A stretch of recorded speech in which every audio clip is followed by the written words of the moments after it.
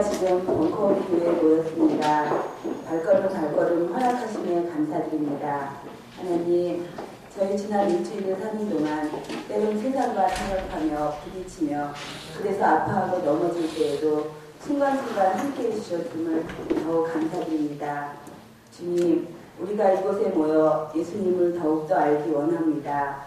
주님이 우리 벙커교회와 저희에게 주신 사명을 잘 감당할 수 있도록 도와주세요. 예수님은 사랑이시오니 우리도 사랑하게 해주시고, 예수님은 정의이시오니 우리도 정의롭게 주님을 따를 수 있도록 우리의 마음과 몸을 지켜주세요. 그래서 우리 조그만 사랑과 정의와 희생이 크나큰 이 땅 주님의 나라 건설에 작은 울퉁이돌이 되게 해주세요. 예수님, 우리가 머리로만 또 지식으로만 예수님을 알게 마시고 가슴으로 뜨겁게 주님을 만나게 해주세요. 오늘 우리 성경 모임이 예배를 주관하여 드리고 있습니다. 이 작은 예배를 크게 받아주시고 벙커교회의 작은 소모임을 기억하여 주셔서 모임마다 그 장소마다 항상 같이 하여 주세요. 소모임을 반드시 세상으로 퍼져나가게 해주세요. 또한 주님 보이지 않게 수고하시는 많은 지체들을 기억하여 주세요. 예수님, 지금 이곳에 계시지요? 항상 주님의 임재를 느끼는 벙커 식구들이 되게 해주세요. 절망은 밑바닥은 희망이 십자기로니 이곳에서 희망이 사랑을 나누게 해주세요. 항상 주님의 사랑을 믿으며 예수님의 이름으로 감사하며 기도합니다. 아멘.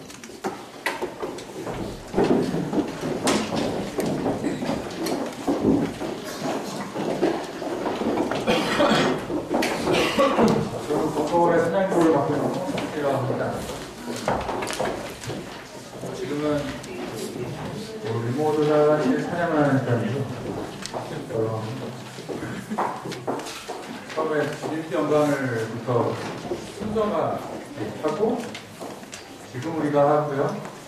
그다음에 여기서 하고 높이 줍니다를 마무리하는 거예요. 일단 지금 이어서 할 거니까 잘 따라와 주시면 감사합니다.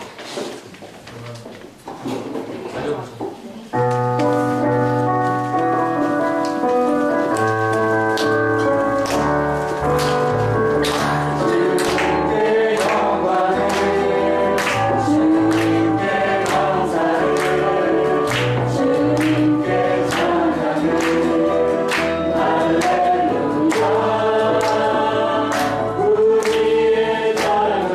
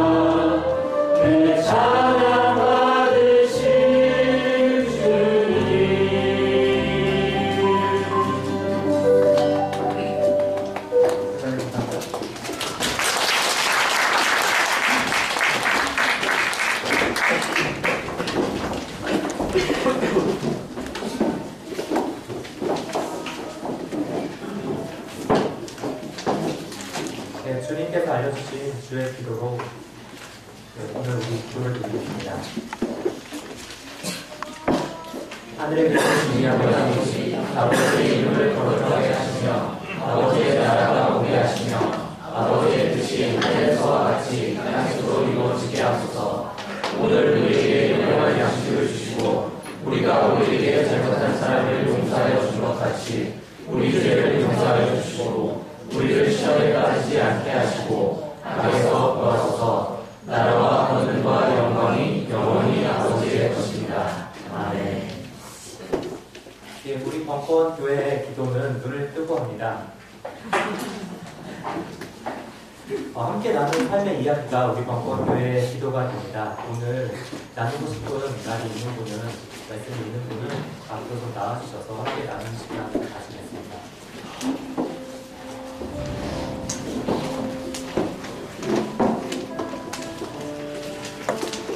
네, 이렇게 주의 안 눌러보시고 그냥 나오셔도 됩니다.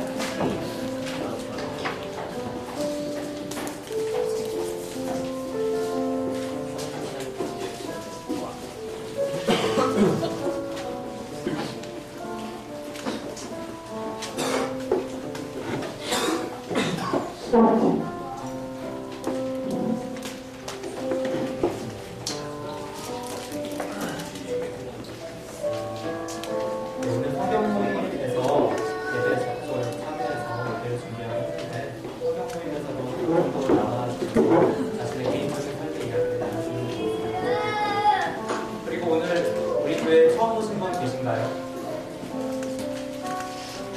네, 처음 오신 분 손 들어주세요.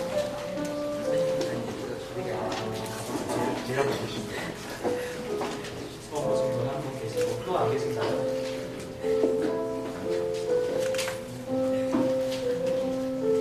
우리 교회는 전통적으로 처음 오신 분 중에 가장 앞에 앉으신 분이 나와서 이 시간에 간단하게 인사를 하고 하고 싶은 얘기가 있으면 나누는 시간이 많습니다. 오늘 참 드물게 한 분밖에 안 오신 날이 별로 없을 것 같은데 한 분 오셨는데 나와서 인사하시겠습니다. 예, 감사합니다.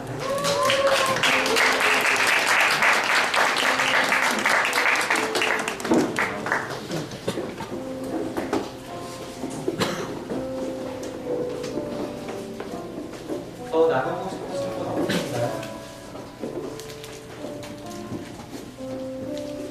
네, 오늘 그럼 이렇게 되고 함께 나누는 기도 시간에 잘 나누도록 하겠습니다.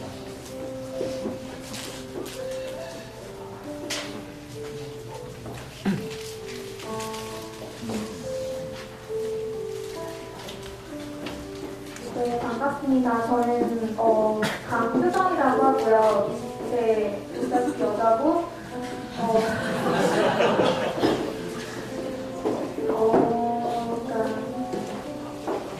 되게 고민을 많이 하다가 왔는데 상처를 받아서 뭐 교회를 옮겨간다 이런 게 되게 약하구나 생각했는데 그러니까 제가 전에 다니던 교회에서 거의 이슈가 있어서 되게 밀쳐지다시피 해서 되게 신앙생활을 한동안 못하다가 근데 교제 갈급함이 너무 이렇게 있고 그런 마음이 너무 갈급했던 차에 벙커원 교회 문을 두드리게 됐고요. 여기까지 하겠습니다. 죄송합니다.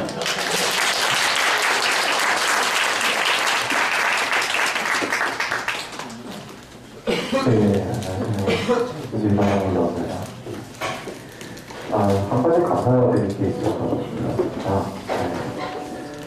지난 금요일에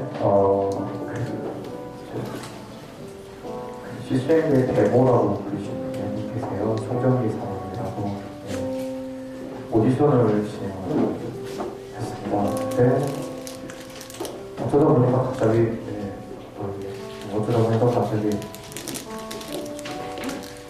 될 수 있어요?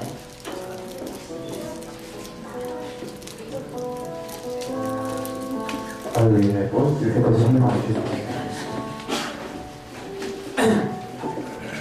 예. 그냥 오디션이 있는 줄만 알고 사실 안 나가려고 했어요. 어머니께서 저도 모르는 사이에 오디션을 도전을 제 거를 보셨고 그래서 인터뷰가 나왔습니다. 사람인지라 오디션에 기억 나가는 거 합격했으면 좋겠다는 생각을 했는데 어제 아침 8시에 집에 솔직히 가고 있는데 문자가 오더라고요. 네, 불합격되셨습니다. 네, 문자 딱 보고 나서는 처음에 되게 기분도 안 좋고 그랬는데 사실 생각해보니까 그게 진짜 감사한 일이더라고요. 그 오디션 공고가 받자마자 어떤 분들은 정말 간절하고 절실한 마음으로 준비도 하시고 그러셨을 텐데 저는 그냥 도전했으니까 뭐 그냥 도전하는 마음으로 되면 좋고 안 되면 안 되고 이런 상황에서 만약 제가 붙었다면 어떻게 절실하게 준비하셨던 그 어느 한 분은 떨어졌을 테니까 오히려 그게 되게 감사하더라고요. 그래서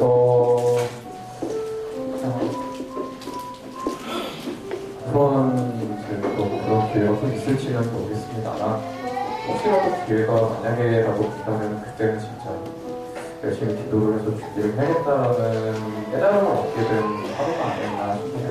예. 마무리를 어떻게 해야 될지 모르겠습니다.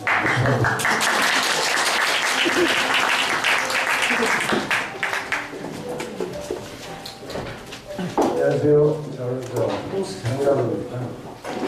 이름이 좀 본명은 김진훈인데요.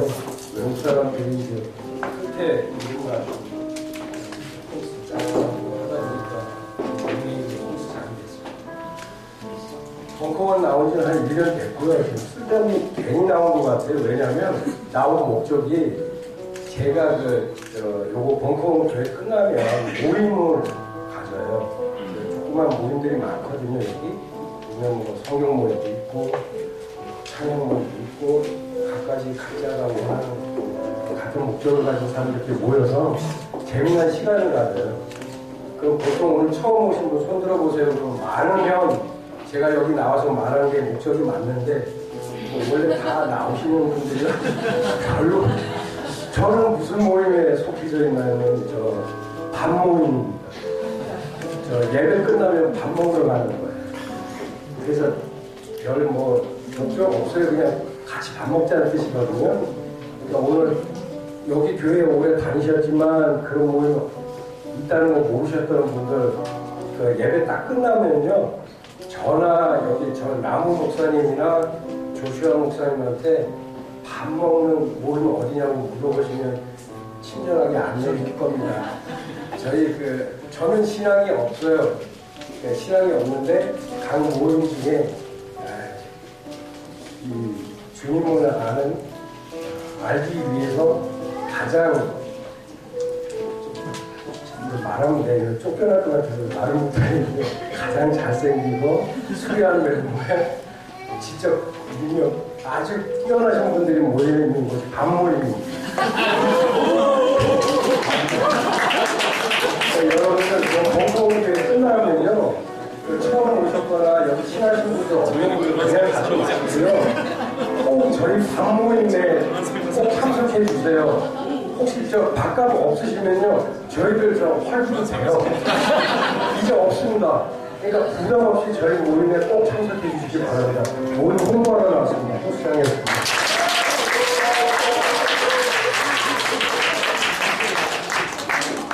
네, 저는 오늘 사회보러 나온 게 아니고요. 네.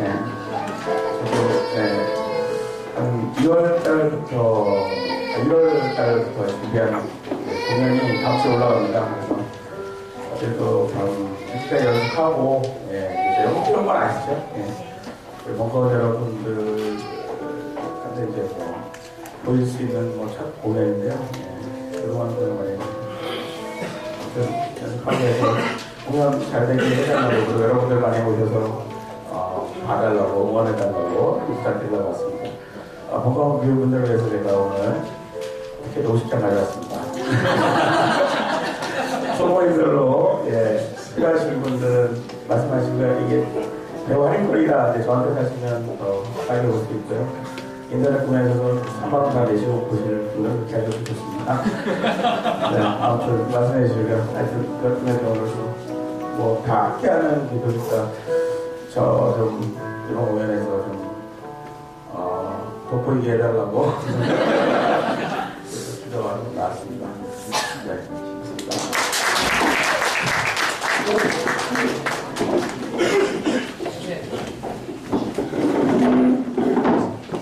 오늘 함께 부르는 노래 축복으로 하기 전에 그 예배 준비한 성경 모임이 같이 노래를 하나의 준비를 하고 그리고 소개하는 시간을 갖도록 하겠습니다.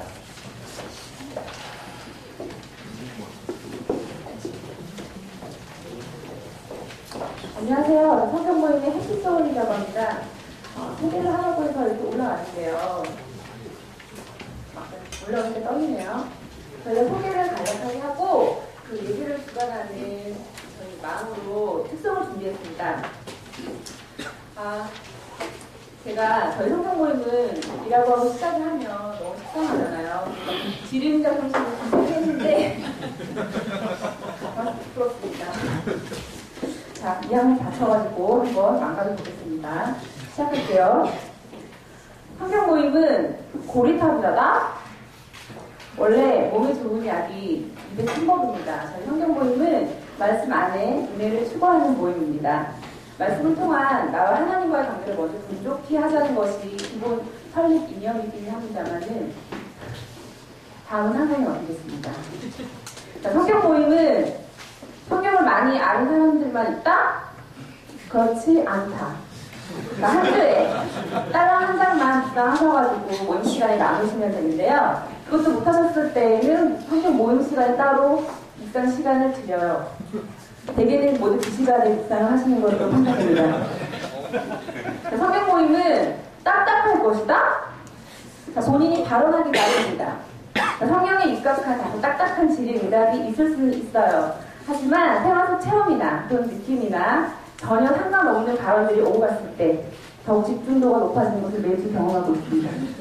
자, 이제 저희 성경모임 식구들과 함께 저희 태초의 재미와 유의를 지키고 싶은 분들을 위해서 저희 모임 식구들 소개가 간단히 있겠는데요. 준비되셨나요?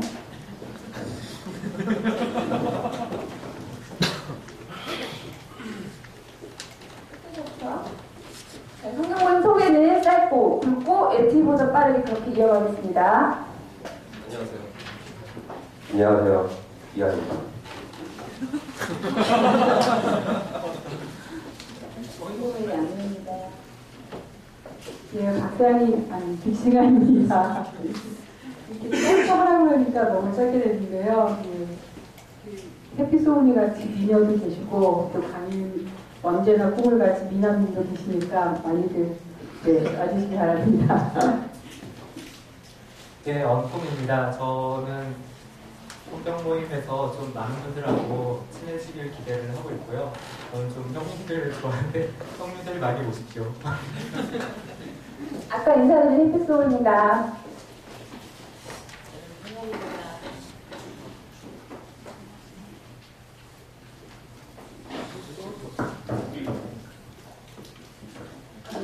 저는 평안입니다.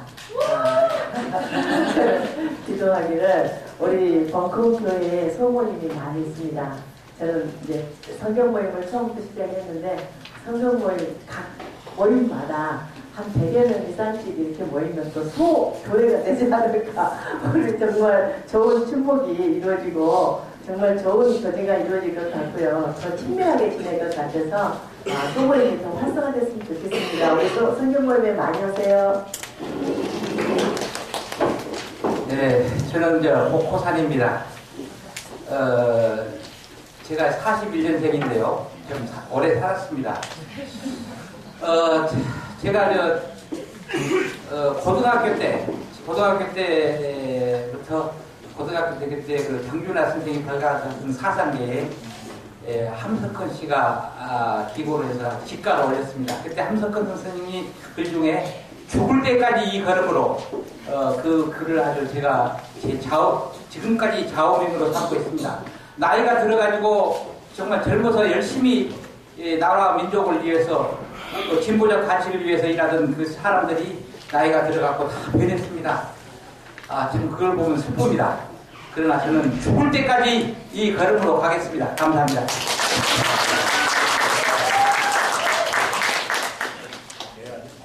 안녕하십니까. 저는 알리고요. 저도 이 모임은 지 한 2달이 조금 안 된 것 같은데요. 괜찮습니다. 간 모임 괜찮다고 하셨는데 제가 보기에 더 괜찮은 것 같습니다.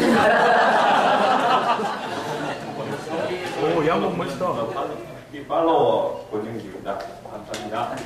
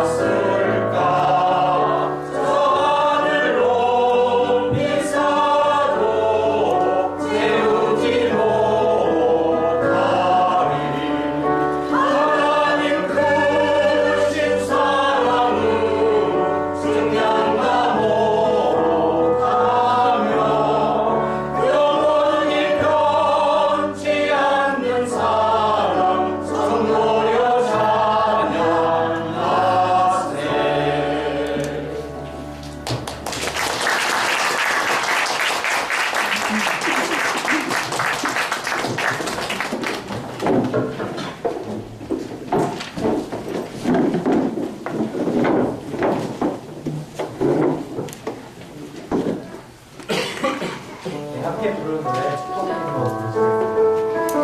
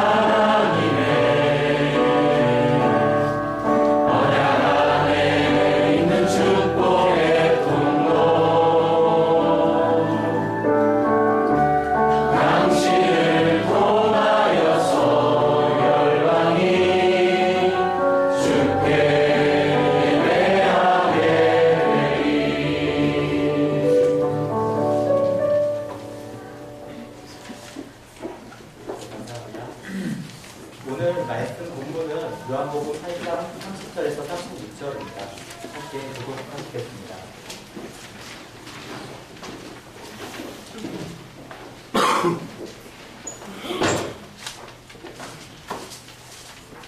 이 말씀을 하심에 많은 사람이 믿더라. 예수께서는 당신의 너희가 내 말과 행하면 너희는 참으로 나의 제자라. 네, 주보에 있는 대로 하겠습니다. 그러면 너희는 진리를 알게 될 것이며 진리가 너희를 자유롭게 할 것이다. 그를 말씀을 듣고 이는 아브라함의 후손이고 아무에게도 종사하지 않을 경우에 선생님은 우리보다 자유를 얻을 것이라고 하시니 어떻게 되느니까. 예수께서는 이렇게 대답하셨다. 정말 잘 들어두어라. 죄를 짓는 사람은 누구나 다 죄의 노예이다. 우리는 자기가 있는 집에서 혼내 살 수 없지만 아들은 영원히 그 집에서 살 수 있다. 예, 함께 읽겠습니다. 그러므로 아들이 너희에게 자유를 준다면 너희는 참으로 자유로운 사람이 될 것이다. 예, 오늘 말씀은 성경 모임의 주신하님께서 준비하셨습니다.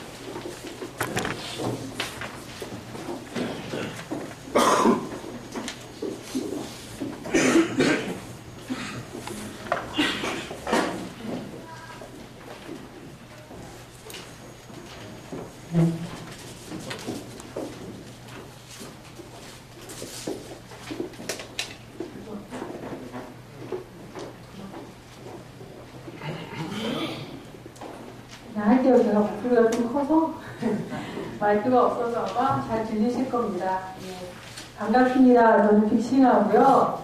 예, 성경 모임에서 어찌하다 보니까 성님이가 되어서 섬기고 있습니다. 근데 저희 아까 그 특송활적에 무슨 알겠지만 저희가 원래는 그 복음성가 하려고 하다가 우리 모임의 성격을 살려서 찬송가 그냥 하자고는. 그래서 찬송가 오랜만에 그냥 그것이 우리 교회에서는 더 새로운 모습이 될 수가 있어서 찬송하겠습니다. 무엇을 얘기하냐면 우리 교회에 굉장히 믿음의 다양한 모습들이 다 함께 공존하고 있는 것 같습니다. 그래서 오늘은 아마도 기존의 그 교회에 잘 다니시던 분들이 들으면 아주 마음이 편한 그런 설교를 아마 들으실 수 있을 것 같습니다. 여러분은 본인이 얼마나 자유하다고 생각하십니까? 내가 정말 자유롭다고 생각하시는 분, 난 100% 나는 자유인이라고 생각하시는 분 여기 계십니까? 손 들어보실래요? 아무도 안 계시네요. 우리가 분명히 자유민주주의 국가에 살고 있는데 내가 정말 자유롭다. 난 자유로운 영혼이고 내가 내 삶을 정말 자유롭게 살고 있다 이렇게 생각하는 사람들 잘 없는 것 같습니다. 그런데 오늘 예수님께서 뭐라고 말씀하셨냐면 분명히 너희가 나를 알고 내 안에 거하면 진리를 알지니 진리가 너희를 자유케 하리라. 자유롭게 하리라 말씀하십니다. 그런데 우리는 예수님 압니다. 그렇죠? 그리고 예수님 따라 산다고 또 이야기를 합니다. 그런데 이렇게 우리가 자유롭지 못한 삶을 산다는 것은 예수님의 말과 뭔가 배치된 삶을 살고 있지 않은가 하는 그런 질문에서 오늘은 그 자유에 대해서 과연 예수님 말씀하신 자유가 무엇인지 자유에 대해서도 얘기해 보려고 합니다.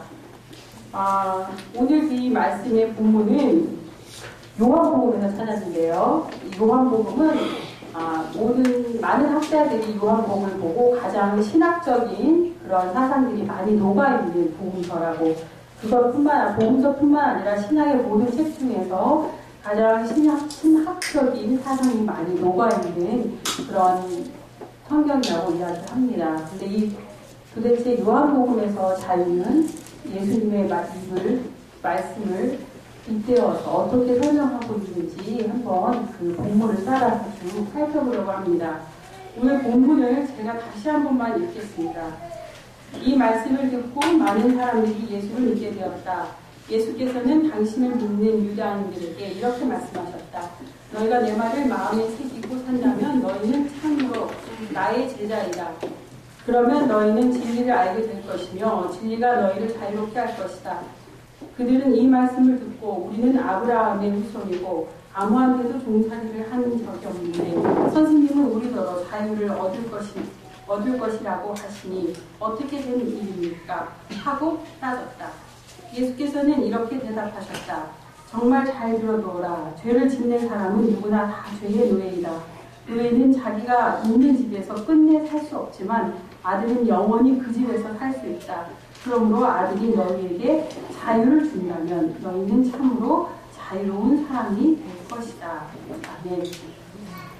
예, 아들이 예수님 말씀하시는 거죠. 아들이 자유를 준다면 너희는 자유롭게 할 것이다. 이렇게 오늘 말씀이 끝났습니다. 그런데 또 30절 오늘 부분 말씀 시작할 적에는 어떤 말씀이 나오냐면 이 말을 듣고 많은 사람들이 예수님을 믿었는데 예수님께서 오늘 하시는 이 말씀을 자기를 믿는 유다인들에게 말씀을 하셨다고 이야기합니다. 그렇다면 여기서 예수님을 믿었다는 것, 믿는 유다인이 의미하는 것이 무엇인지 한번 생각해 보았으면 좋겠습니다. 오늘의 말씀은 요한복음 8장의 중간쯤에 있는 말절입니다. 근데 이 앞에 보면은 여러분이 잘 아시는 가늠한 여자의 이야기가 나옵니다. 예수님이 성전에서 말씀을 설파하고 계실 적에 율법 학자들과 바리새인들이 가늠한 여자 하나를 끌고 오죠. 끌고 와서 예수님 앞에다가 한가운데다가 세워놓고 예수에게 이야기합니다. 이 여자가 간음을 했는데 우리의 모세의 율법에 따르면 이 여자는 돌로 쳐서 죽이게 되어 있습니다. 그런데 당신은 무엇이라고 하겠습니까? 선생님 당신은 무엇이라고 하겠습니까? 하고 예수님에게 묻습니다. 근데 이렇게 이야기한 이유는 다 따로 있었죠. 왜냐하면 당시에 로마 궁정 안에서 우리가 사형을, 우리가 돌로 사람을 쳐 죽이는 것도 사형이잖아요. 그 사형을 결정할 수 있는 권리는 로마 궁정에밖에 없었습니다. 그래서 예수님이 거기서 너희가 율법에 따라서 그 여인을 돌로 쳐 죽여라 하고 말씀하시면 로마 군인법, 로마 군정의 지금 정치력의 지배를 받고 있는 그 정치력을 저항하는 것이 됩니다. 그래서 예수님은 고발당할 수 있고 예수님은 붙들려갈 수 있는 상황이 되는 거죠. 그런데 반면 또 예수님께서 늘 주장하시는 것처럼 사랑과 자비의 말씀으로 그 여인을 풀어주어라 하면은 자기 자신들이 오히려 로마 군정의 법보다 더 중요하게 생각하는 모세의 율법을 어기게 되는 겁니다. 그래서 어떻게 대답할지라도 예수님께서는 어떤 함정에 빠지실 수 있는 그런 예수님을 울가매려는 아주 그 숨은 나쁜 의미로 그렇게 물어본 것이죠. 근데 예수님께서는 뭐라고 얘기하십니까? 처음에 아무 말씀도 안 하십니다. 왠지 땅에 몸을 굽히시고 뭔가 글씨를 계속 쓰십니다. 계속 글씨를 쓰시다가 왜 말씀을 안 하냐고 계속 재촉을 하니까 뭐라고 얘기하시냐면 너희 중에 죄 없는 자가 먼저 돌을 들어 쳐라 이야기하시죠. 그러자 성경에는 어떻게 나오냐면 나이 많은 사람들이 먼저 떠나갔다고 그렇게 이야기합니다. 그래서 그 이야기가 나온 후에 예수님께서 사람들이 다 떠나고 나니까 여인에게 묻죠. 너를 정죄하던 사람들이 다 어디 갔느냐 하고 이제 아무도 없습니다. 나도 너를 정죄하지 않을 테니 이제 가서 다시는 죄를 짓지 마라 하고 그 사건은 일단락이 납니다. 그리고 나서 그 이야기가 끝난 다음에 엉뚱하게도 12절에 그 말씀이 11절에 끝나는데 12절에 어떤 말씀을 예수님께서 하시냐면 나는 세상의 빛이다. 나를 따라오는 사람은 어둠 속을 걷지 않고 생명의 빛을 얻을 것이다. 갑자기 이 말씀을 하십니다. 왜 갑자기 가늠한 여인을 잘 살려주시고 목숨을 구해주시고 나서 갑자기 나는 세상의 빛이다 이 말씀이 왜 나올까요? 근데 우리가 그 성경 학자들 말에 의하면 사실 그 가늠한 여인의 이야기는 후세에 첨가된 이야기라고 합니다. 그러니까 사실은 성전에서 예수님께서 말씀을 하시다가 이 나는 세상의 빛이다, 내가 빛이라는 말씀을 계속 하시는 거죠. 근데 그 사이에 이 가늠한 여인의 이야기가 끼어든 것이 됩니다. 그렇다면 이 이유가 있겠죠. 그 끼어든 이유가. 그것은 뭐냐면 예수님이 빛이라는 것을 확실히 드러내기 위해서 그리고 예수님이 빛이라면 빛이 아닌 어둠은 어떠한 것인가를 확실하게 빛과 어둠의 대비로 보여주려고 그 말씀이 중간에 끼어든 것이라고 생각합니다. 요한복음에서는 맨 처음 1장에서부터 빛과 어둠의 대비를 사용해서 예수님을 말씀하십니다. 요한복음 1장 5절을 제가 읽어드리겠습니다.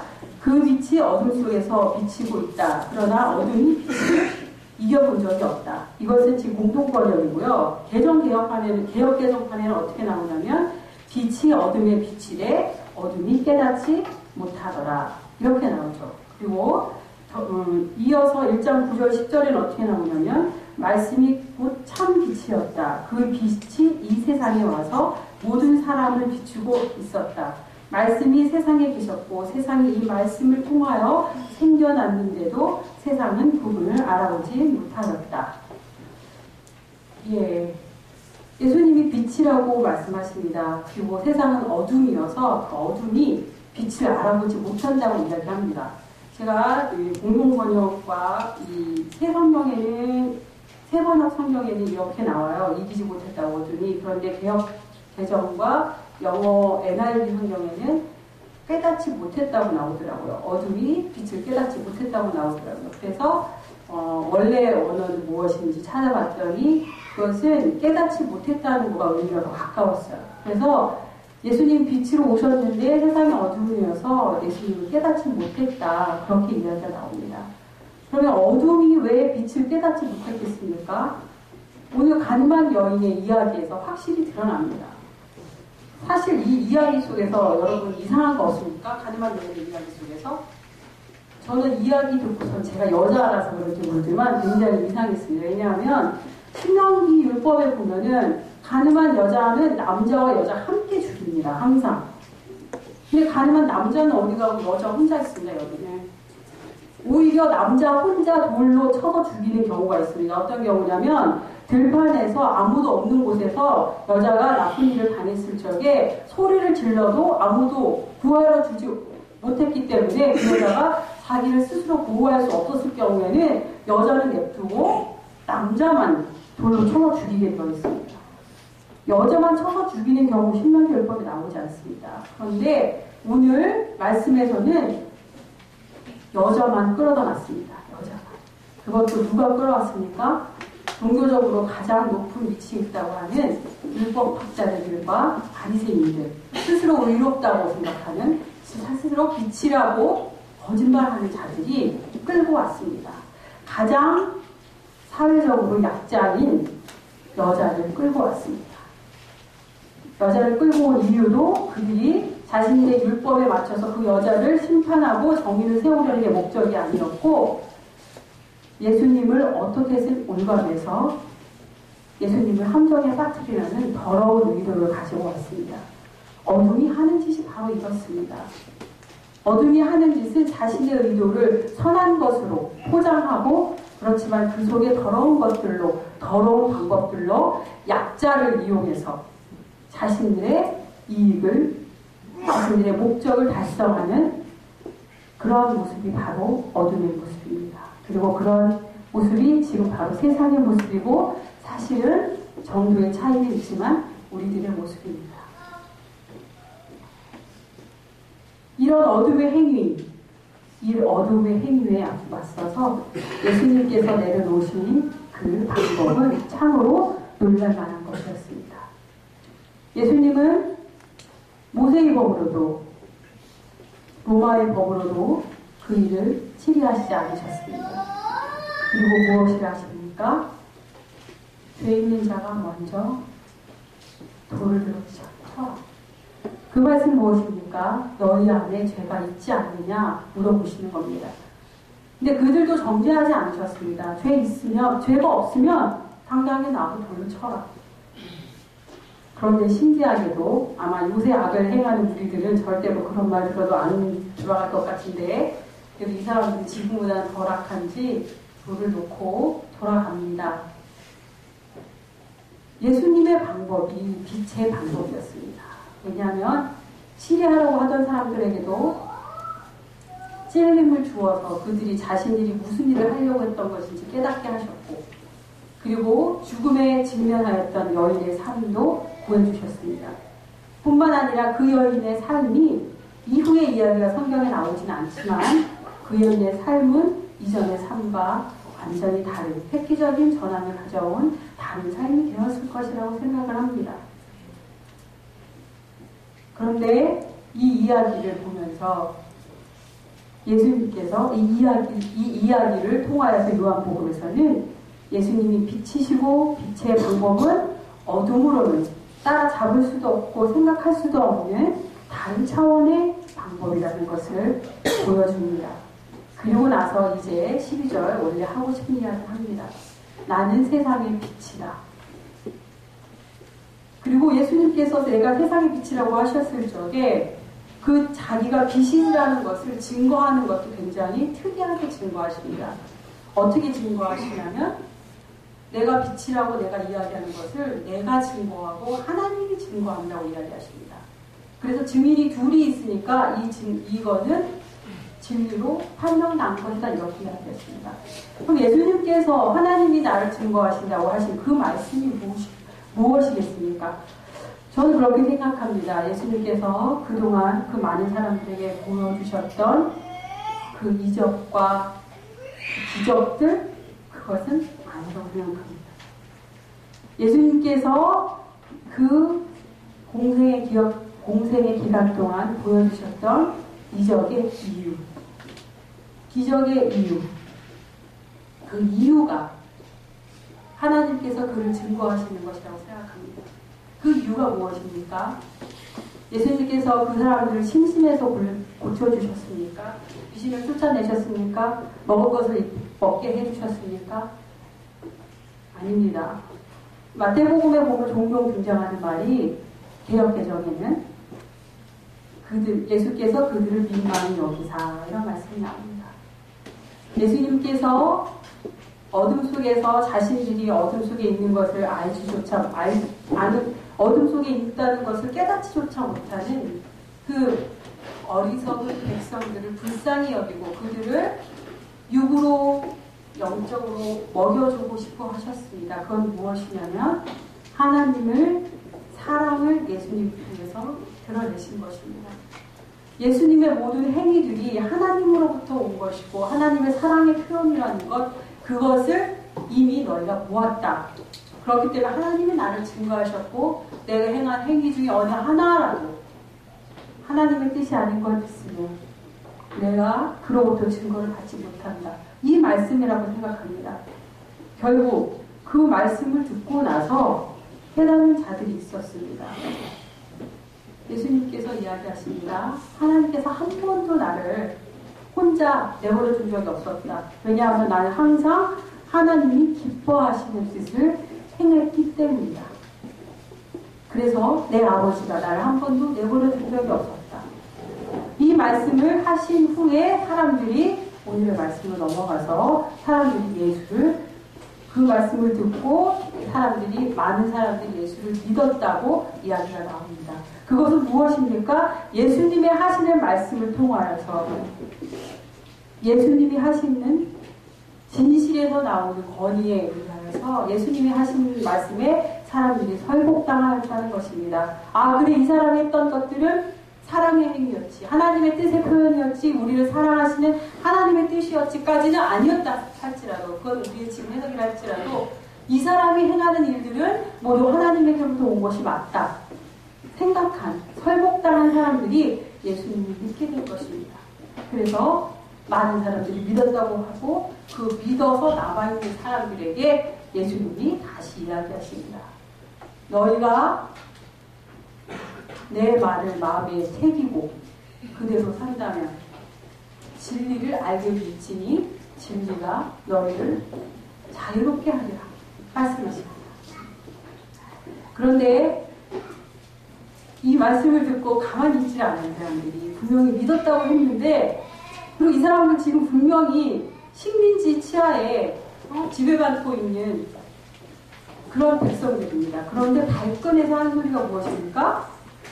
발끈해서 하는 소리가 우리가 어느 누구에게도 동살이 당한 적이 없는데 왜 우리를 보고 이제 자유롭게 되냐고 이야기합니다. 그들은 어둠에서 나와서 빛을 알아봤지만 여전히 어둠에 함께 어둠의 속성을 함께 하고 있습니다. 흔히들 그런 이야기를 합니다. 빛의 반대말이 어둠이 아니라 빛의 부재가 어둠이라고 그렇게 이야기를 합니다. 근데 저는 그 말 틀렸다고 생각합니다. 당장 여기 벙커 안에 보십시오. 빛 바로 밑에 있는 부분이 더 밝습니다. 형광등이랑 먼 곳에 있는 부분들은 더 어둡습니다. 그러면은 어느 곳에서는 빛이 있고 어느 곳에는 없는 것입니까? 아닙니다. 저는 분명 빛과 어둠은 공존한다고 생각합니다. 빛이 세기가 더 클 수도 있고 어둠의 세기가 더 클 수도 있습니다. 그렇지만 빛과 어둠이 갈라지거나 나아질 수는 없습니다. 빛이 있어야지만 그림자가 있잖아요. 그림자는 어둠입니다. 우리가 비록 예수 그리스도를 믿는다고 그분의 행위가 하나님에게로부터 온 것을 믿습니다 고백하고 나오더라도 우리의 어떤 부분, 우리의 어떤 자존심, 무엇인가가 건드려졌을 적에 우리는 또 이렇게 툭 하고 튀어나올 수밖에 없습니다. 나는 죄인 아닙니다. 나는 노예가 아닙니다. 나는 죄인이 아닙니다. 그런데 예수님께서 분명히 말씀하시죠. 노예가 무엇인지, 자유이 무엇인지 말씀하십니다. 예수님께서 본인을 설명하실 적에 여기에서 이 앞부분에서 또 어떻게 설명하셨냐면 나는 내가 어디로부터 왔고 어디로 가는지 안다. 그런데 너희는 모른다 이야기하십니다. 그런데 오늘 읽은 본문의 말씀이 뭐라고 이야기하냐면 노예는 그 집에서 끝까지 살 수가 없다 이야기하십니다. 예수님이 진정한 자유인으로 자신을 바라보았고 그렇기 때문에 남을 자유할 수 있는 사람으로 생각하셨다면 자유인인 예수님과 노예인 상태는 대비되게 됩니다. 다시 대비에 나타납니다. 그런데 노예는 어떤 사람입니까? 자기가 살고 싶은 곳에서 끝까지 살 수 없는 사람입니다.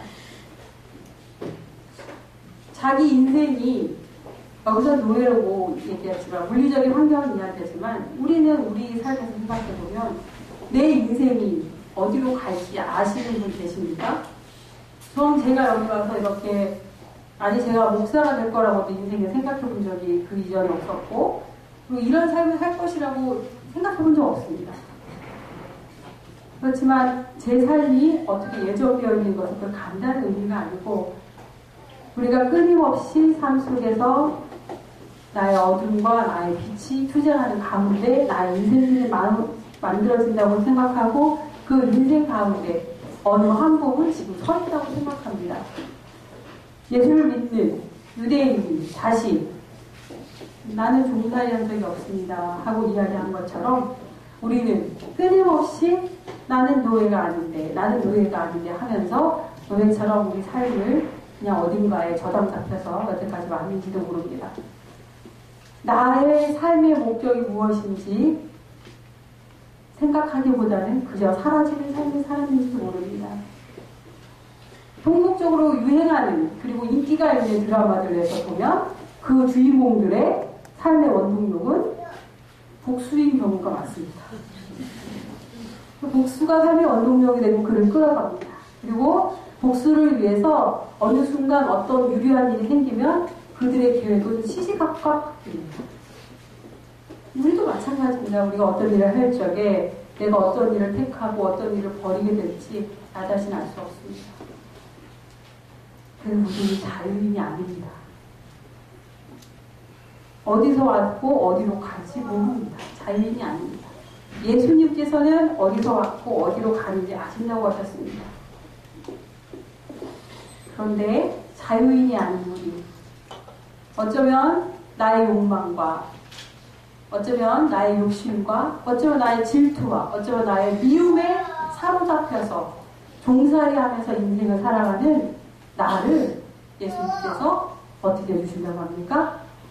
아들이 자유를 줄 것이니까 이제 너희가 자유할 것이다 이야기하십니다. 그리고 나서 예수님께서 우리에게 자유를 주신 방법은 어떤 방법이셨습니까? 예수님이 주신 자유의 방법을 생각해 보았으면 좋겠습니다. 예수님이 주신 자유의 방법은 엄청난 금광을 발견하도록 하여서 가난으로부터 자유롭게 하신 거 아니었습니다. 하나님의 군대를 불러 모아서 로마 군정을 쳐부신 거 아니었습니다. 예수님께서 자신의 완전한 자유를 획득하신 방법, 그래서 우리에게 자유를 줄 수 있는 지위를 획득하신 방법은 십자가에 처절하게 아무 말씀도 없이 아무 저항도 없이 못 박혀 돌아가신 것이었습니다. 결코 어둠의 방법을 취하지 않으셨습니다. 빛의 방법, 우리는 감히 생각해낼 수 없는 방법으로 세상을 이기셨습니다. 예수님께서 십자가에 돌아가셨기 때문에 우리는 예수님이 하나님의 뜻을 온전히 따르신 분이라고 생각합니다. 예수님께서 그 순간 인간적인 죽음에 대한 두려움이나 죽음에 대한 두려움이 있으셨죠. 그렇지만 죽음을 피하고 싶은 마음이나 본인을 생각하는 이익을, 자신의 이익을 생각하는 마음으로 십자가를 피해가셨다면, 어디론가 멀리 달아나셨다면 지금 기독교가 이 땅에 있겠습니까? 예수님이 자신의 죽음으로 하나님의 뜻이 이 땅에서 어떻게 이루어져야 되는지를, 빛의 방법은 어떤 것인지를, 진정한 자유인이 되는 것은 어떤 것인지를 보여주셨습니다. 예수님은 지는 방법, 끝까지 순종하시는 방법, 그것으로 자유를 얻으셨습니다. 그리고 예수님께서 이제는 그 자유를 우리에게도 주신다고 이야기하십니다. 제가 생각하기로는 이 자유가, 예수님께서 주시는 자유가 우리가 누려야 할 자유입니다. 그리고 그 키는 무엇인지 생각해 보십시오. 그 자유의 키는, 내가 예수님을 믿습니다. 난 이제 예수님을 따라 살아가려 합니다. 내 삶에 있어서 주님이 언제나 나의 동반자가 되실 것이고, 주님이 원하신 대로 내 삶을 살아가겠습니다. 주님의 말씀 마음에 깊이 새기며 그 행동 따르며 살아가겠습니다. 그것이 하루아침에 됩니까?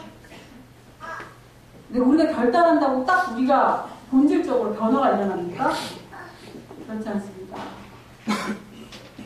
예수님께서 우리에게 그 자유를 주시는 방법의 키는 요한복음에 또 나옵니다. 예수님께서 그 제자들을 사랑하시되 끝까지 사랑하셨다. 예수님이 십자가에 못 박혀 죽으신 이유, 하나님께서 너 십자가에 못 박혀 죽어, 그러지 않으면 내 말이 성취가 안 돼, 의무감으로 십자가 지신 것입니까? 이 길이 많은 학자들이 주장하듯이 그 길이 예정되었던 길이었기 때문에 그 길을 따라야지만 되기 때문에 그저 묵묵히 그 길을 아무 생각 없이 그냥 가신 것입니까? 아닙니다. 주님은 제자들을 끝까지 사랑하시고 세상을 끝까지 사랑하시기 때문에 십자가를 지신 것입니다. 그의 사랑이 자유의, 본인의 자유됨의 원동력이었습니다. 우리의 자유는 그분이 우리를 사랑하셨던 그 사랑이 원동력이 되어야 합니다. 제가 얼마 전에가 아니라 오래전에 영화를 하나 보았습니다. 오늘 설교를 위해서 제가 다시 한번 며칠 전에 그 영화를 봤는데, 바베트의 만찬이라는 덴마크 영화입니다. 그 영화에서는 보면 두 자매가 나옵니다. 그 두 자매는 목사님의 딸들입니다. 그리고 그 목사님은 굉장히 엄격한 그 청교도 목사님이십니다. 그리고 딸들을 자신의 사역을 위해서, 자신의 사역을 위한 동반자로 생각해서 큰 딸은 정말 사랑하는 남자가 생겼는데 포기하도록 만들고, 그리고 둘째 딸은 정말로 세계적으로 유명해질 만한 훌륭한 목소리를 가져서 그것을 알아보는 선생을 만났는데 그것도 또 포기하게 합니다. 온전히 하나님의 일을 위해서 목사를 도와서 일평생 독신으로 살아가도록 자녀들이 그렇게 살았습니다. 목사인 아버지가 죽었지만 계속 그 사역들을 감당하면서 불쌍한 사람들, 노인들을 도와주면서 이 자매는 시골 한적한 바닷가 마을을 살아갑니다. 근데 어느 날 그곳에 바베트라는 프랑스 여인이 나타납니다. 그 여인이 가져온 한 통의 편지는 그 이전에 그 둘째를 가리켰던, 그리고 사랑했던 그 오페라 가수, 노래 선생님이었던 사람이 보낸 편지였습니다. 그래서 이 여인이 전쟁이 일어나, 파리에 분란이 일어나서 아들도 죽고 남편도 죽었으니까 제발 이 여인을 좀 받아달라고 그렇게 하는 편지였습니다. 그래서 그 여인은 그 집을 살게 됩니다. 그리고 그 집에서 살게 되면서 14년간을 그냥 함께, 그렇지만 가정부로 살아가게 됩니다. 무보수로 일하면서 살아가게 됩니다. 그런데 이 여인에게서 어느 날 어떤 일이 벌어지냐면 계속 프랑스에 있는 친구가 이 여인을 위해서 복권을 계속 샀습니다. 근데 어느 날 이 복권이 10,000프랑, 그게 어느 정도 액수인지 모르겠어요, 그 당시에. 근데 10,000프랑 복권이 당첨이 됩니다. 그런데 이 10,000프랑 돈이 당첨이 됐을 적에 이 자매들 두 사람은 딱 생각한 게 뭐냐면, 아, 이제 바르트가 돈이 생겼으니까 우리를 떠나겠구나. 우리가 바르트 없이 이 사람 노인들을 돌보면서 우리가 살아갈 수 있을까, 이 생각을 합니다. 그런데 그 목사, 자기네 아버지였던 목사가 태어난 지 100주년이 되는 날 친한 친구들을 모여서 함께 식사를 하려고 계획을 하고 있었습니다. 그 자매가. 그런데 바르트가 와서 무엇을 이야기하냐면, 제가 딱 한 가지 부탁을 드리고 싶다고. 그럼 제가 그 만찬을 준비할 수 있게 해달라고. 그리고 그 비용도 내가 드리겠다고. 근데 이 자매들이 처음에는 안 된다고 막 하다가, 왜 그 돈을 우리 위해서 쓰냐고 하다가, 바르트가 제가 여태까지 무엇을 한 번이라도 부탁한 적이 있습니까? 하니까 생각을 해서 바르트가 요리 준비를 합니다. 그런데 이 목사의 사택이었던 그 집에는 매 주일마다 집 모임이 있습니다. 한 10명이 모여서 찬송을 부르고 성경 말씀을 보고 그런 모임이 있습니다. 그런데 시간이 지나가면은 지나갈수록 이 사람들이 신앙이 돈독해지고 서로 사랑하는 모습을 보이는 게 아니라 그 모이는 모습 안에서 서로 헐뜯고 싸우고 다투는 일들이 너무 많이 생겨서 이제는 모임을 할 때마다 두 자매가 골치가 아픕니다. 그런 상황에서 이 만찬을 벌이게 됩니다. 그런데 바르트가 어떤 일을 벌이냐면 프랑스에 다녀오겠다고 하면서 엄청난 양의 요리 재료들을 막 실어오는 겁니다. 배로. 이 자리는 겁이 덜컥 났습니다. 가장 앞거는 살아있는 바다 거북이 있다만한 게 실려온 것이죠. 겁이 났습니다. 그래서 혹시 이 만찬이 자기 아버지를 욕되게 하고 너무 화려하고 세상적인 것이라서 자기 아버지의 원래 뜻을 욕되게 할까봐 막 밤에 악몽을 꿉니다. 이 장가. 그러고 나서는 따로 바베트 몰래 사람들을 모아가서 이야기를 합니다. 어떻게 하면 좋겠냐. 그랬더니 사람들이 다 뭐라고 얘기하냐면 음식이 아무리 맛있어도 우리는 말 한마디도 하지 않는다. 그에 대해서 한 번 했다고 이야기합니다. 그리고 나서는 그 만찬이 되었습니다. 그런데 나오는 요리는 정말 세상에서 가장 훌륭한 요리들이, 프랑스 완전 정식 요리들이, 그리고 최고급 와인과 최고급 샴페인과 함께 서빙이 됩니다. 그런데 이 음식을 먹으면서 이 사람들이 여기까지 나오는 말을 참고 말을 못하면서 그냥 계속 음식을 먹습니다. 근데 거기 단 한 사람 예외가 있었는데 이 사람들이 그런 작당을 한 것을 모르고 갑자기 오게 된 손님이 있었는데 그 사람이 누구였냐면 이전에 첫째가 사랑했던 장교였습니다. 이제는 장군이 되어서 왔다가 목사님의 그 생신 100주년 기념한다고 하니까 자기도 오고 싶다고 해서 함께 왔습니다. 근데 이 장군은 이전에 프랑스에서 되게 유명한 식당에서 이 요리들을 맛보았던 사람입니다.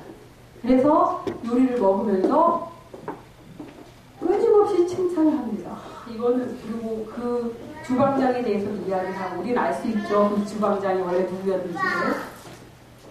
그리고 나서 만찬이 다 끝나고 사람들이 돌아가는 순간 저는 언제 터지나 막 기다리면서 막 좀 빨랑 좀 터졌으면 좋겠다. 이 사람 한 사람만이라도 칭찬을 하지 막 그 마음을 가지고 보고 있는데 거기서 결국 그 사람들은 약속을 지킵니다. 아무 말도 안 합니다.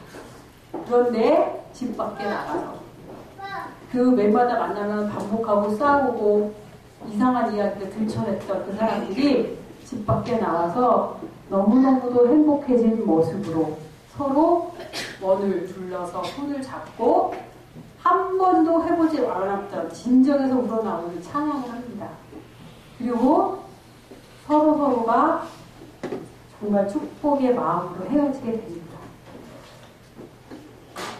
그 영화는 그냥 거기까지예요. 그리고 결국 바베트가 만보라는 거기다 다 써버렸고, 그리고 그 자매가 걱정했던 것이 아니라 바베트는 그냥 거기서 계속 사는 것이었고 영화는 거기서 끝납니다. 근데 바베트가 하는 말이 있죠. 뭐가 있냐면 그 만찬이 끝났을 적에 그 두 사람은 너무도 미안해서 바베트한테 너무도 미안해서 무슨 이야기를 하냐면 음식은 너무너무도 훌륭하고 너무 좋았는데 사람들도 다 그렇게 생각했던 것이 틀림없다고, 내가 말을 못해서 미안하다고, 너무너무 훌륭했다고 이야기합니다. 그런데 바베트가 이야기하죠. 자기를 믿는다고. 내가 최선을 다해서 사랑의 마음으로 누군가를 행복하게 해주고자 할 때 최선을 다하면 내가 행복하게, 남을 행복하게 해줄 수 있다고 믿는다고 이야기합니다. 그 두 부류가 완전히 극명하게 대비가 됩니다. 두 자매, 평생 신앙 속에서 하나님만 붙들고 성경만 붙들고 살아온 그 두 자매, 그러나 마음에 전혀 기쁨이 없었던, 의무로 그렇게 해야 하니까 살아왔던 그 사람들의 삶, 그것은 자유로운 삶이 아니었습니다. 하나님이 원하시는 삶도 아니었고, 자유로 남을 돕는 것도 아니고, 의무감에 의해서 자신이 그렇게 해야만 하니까 어쩔 수 없이 해왔던 삶입니다. 그 삶에 기쁨이 없었고 아무도 감화시킬 수 없었습니다. 그 매주에 모이는 그 모임, 그 교회 모임, 아무도 진정으로 하나님의 사랑을 아는 사람도 없었고 이웃간의 사랑 아는 사람도 없었습니다. 그런데 단 한 번 바베트가 진심을 다해서 정말 하고 싶은 마음으로 그 자매에 대한 사랑과, 그리고 이 사람들을 어떻게 하면 내가 이 맛있는 음식으로 즐겁게 해줄 수 있을까 하는 그 마음을 가졌을 때, 사랑의 마음을 가졌을 적에 그것이 전달이 되었습니다. 감동이 되었고 이 사람들의 마음을 녹였습니다. 우리가 자유를 실현하면서 사는 방법은 사랑하며 사는 것입니다. 내가 사랑하는 것만큼 자유할 수 있습니다. 내가 요만큼 사랑하는 사람은 요거밖에 못 자유하는 것이고, 내가 이만큼 사랑하는 사람은 이만큼 자유하며 사는 것입니다. 그리고 그 안에서 이루어지는 나의 희생과 내가 치러야 될 대가들, 그것은 나에게 전혀 희생도 아니고 대가라고 생각하지도 않습니다. 오히려 내가 희생을 할 수 있고 대가를 치를 수 있어서 기쁘다고 생각이 됩니다. 부모의 사랑, 그렇죠. 안 그런 부모도 있지만 내가 사랑해서 하는 일과 사랑하지 않아서 하는 일, 우리가 구별해서 살아갔으면 좋겠습니다. 내가 자유를 누리고 싶다면 사랑하십시오. 내가 이웃에게 도움을 주고 싶다면 진정으로 사랑하면 됩니다. 내가 많은 도움을 주지 못하고 작은 도움을 줄 수밖에 없습니다. 그것에 얽매이지 마십시오. 그 마음, 과부의 두랩돈을 귀하게 여기셨던 예수님의 통찰은 우리에게도 해당됩니다. 내 안에 누군가를 향한 사랑이 있다면 그 사랑은 나를 자유롭게 하고 상대방을 자유롭게 할 수 있습니다. 우리가 밀양 이야기 많이 하는데요. 밀양에서도 결국 전도연이 시내가 안식을 얻게 되는 사람은 그 옆에서 말없이 계속 지켜주었던 그 송강호입니다. 사랑을 옆에서 계속 지켜줬던 송강호에게서 안식을 찾았지, 그 떠들썩하고 옆에 와서 찬양하고 뭐 신방하고 했던 교회 집사들, 장로, 권사 아무도 아니었습니다. 결국 시내가 그 고통으로부터 벗어나서 조금이라도 숨 쉴 수 있고 호흡할 수 있는 자유를 얻게 된 것은 송강호의 사랑으로 인하여서 자유를 얻게 되었습니다. 내가 자유를 누릴 수 있는 존재입니다. 그리고 내가 자유를 줄 수 있는 존재입니다. 우리가 우리 안에서 예수님께서 주신, 아들이 주신 자유를 마음껏 누리라면 내 자유를 줄 수 있습니다. 남에게 전파할 수 있습니다. 오늘 여기 계신 우리는 내가 얼마나 많은 사람들에게 자유를 주고 있는지 나를 평가하고 이러지 마십시오. 그냥 이 순간 내가 자유하고 싶습니다. 그리고 내가 누구를 먼저 자유하게 해줄까? 그 생각을 하십시오. 내가 먼저 자유하게 해줄 그 사람, 생각나는 그 사람부터 내가 숨 한 번이라도 더 크게 쉴 수 있는 자유를 줄 수 있다면 그 다음 일을 주님께서 이끌어 주실 거라고 믿습니다. 이 말씀이 좀 길어진 것 같은데요. 하나님께서 우리에게 어둠이지만 빛을 알아보게 하는 능력을 주심을 감사합니다. 그리고 그럼에도 불구하고 늘 어둠을 발견할 수밖에 없는 우리를 그래도 내가 너를 사랑한다 말씀하시는 예수님 감사합니다. 그렇지만 이제 우리의 그 밝기가 어둠은 조금씩 잦아들고 빛의 밝기는 조금씩 더 커지는 그런 우리가 되기를 예수님의 이름으로 축원합니다. 기도하겠습니다. 하나님 아버지 감사드립니다. 오늘 주께서 우리에게 자유할 수 있는 자격을 주시기 감사를 드립니다. 그리고 그 자격이라는 것이 아무것도 아닌 하나님께서 예수님을 통하여서 하나님의 뜻을 이 땅에 펼치셨다는 것, 그것을 아는 그런 쉬운 길이라는 것을 가르쳐주시는 감사를 드립니다. 하나님, 예수 그리스도를 통하여서 하나님의 사랑이 이 땅에 펼쳐지신 것 정말 감사합니다. 그리고 그것을 우리들이 알아볼 수 있게 해주신 것 감사합니다. 하나님, 이제는 그 예수 그리스도를 우리가 마음에 새기고 그분을 따라 살고 싶습니다.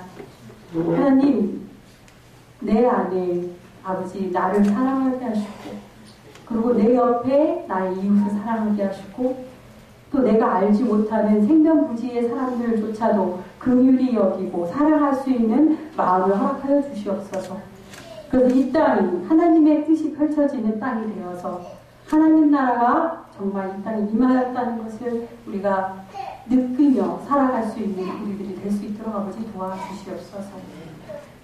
하나님의 임재가 우리 한 사람 한 사람에게 다 있다는 것을 믿으며 하나님의 뜻이 바로 나를 통하여서 이 땅에서 펼쳐질 수 있다는 것, 그래서 내가 자유로울 수 있고 남을 자유롭게 할 수 있다는 것을 믿으며 예수 그리스도의 이름으로 기도합니다. 아멘.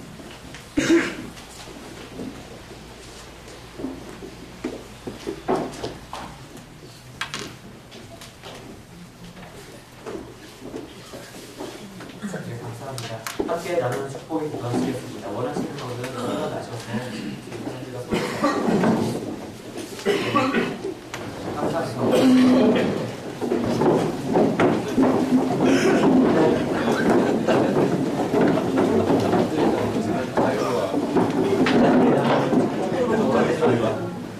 주 예수 그리스도의 은총과 하나님의 사랑과 성령께서 이루어지시는 치유가 우리와 우리의 영원토록 함께 있기를 주님의 이름으로 축원합니다. 아멘.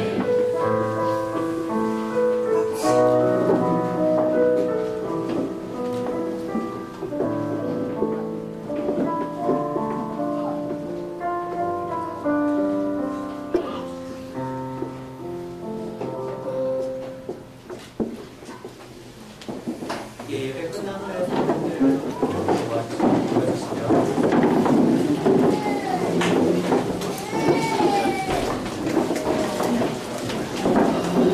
반갑습니다. 조시와 하입니다.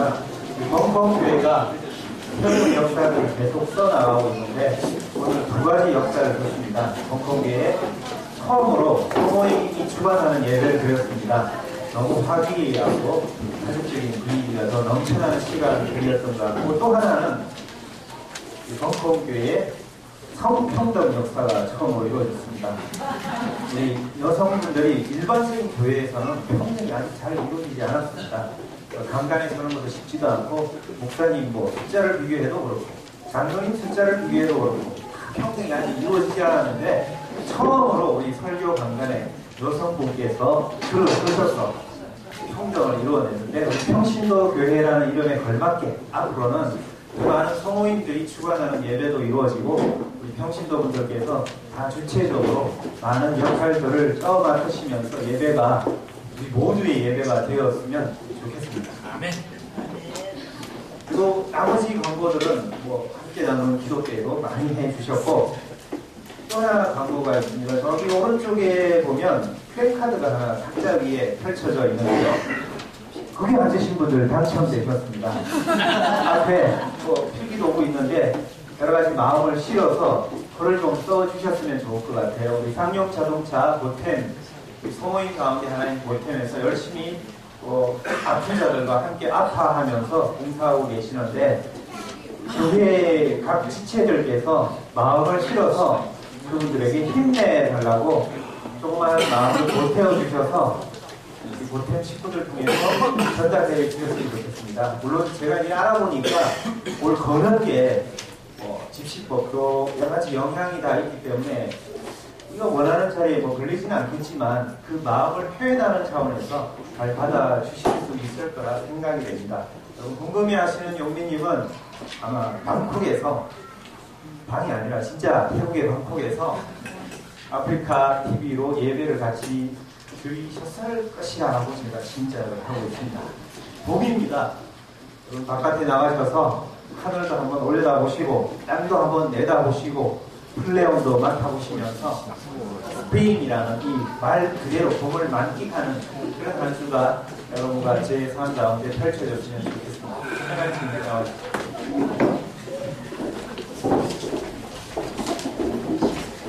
마지막으로